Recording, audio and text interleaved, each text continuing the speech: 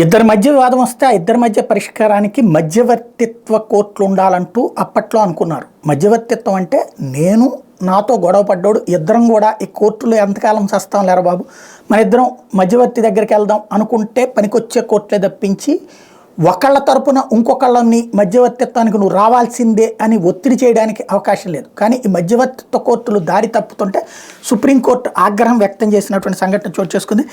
న్యాయ విచారణలో భాగంగా ప్రభుత్వ అధికారులకు మధ్యవర్తిత్వ కోర్టులు సమన్లు జారీ చేయడం రాజ్యాంగ విరుద్ధమని సుప్రీంకోర్టు స్పష్టం చేసింది. కోర్టు అభిప్రాయానికి భిన్నంగా అధికారి అభిప్రాయం ఉందన్న కారణంగా సమన్లు జారీ చేయాలని ప్రధాన న్యాయమూర్తి జస్టిస్ డివై చంద్రచూడ్, న్యాయమూర్తి justice JB Pardiwala, justice Manoj మిశ్రాలతో కూడిన ధర్మాసనం పేర్కొంది. అధికారులు మధ్యవర్తిత్వ కోర్టులకు హాజరు కాకుండా ఉండేందుకు ప్రామాణిక నిర్వహణ విధానాలు పాటించాలని సూచించింది. ఈ అంశంపై విధి విధానాలు ఖరారు చేసింది. విచారణ సందర్భంగా అధికారులు చిన్నబుచ్చుకునేలా వ్యాఖ్యలు చేయొద్దని కోర్టుకు సూచించింది. ఉత్తరప్రదేశ్ ఆర్థిక శాఖ అధికారులు ఇద్దరిని కస్టడీలోకి తీసుకోవాలని అలహాబాద్ హైకోర్టు ఇచ్చిన ఉత్తర్వులను పక్కన పెట్టింది.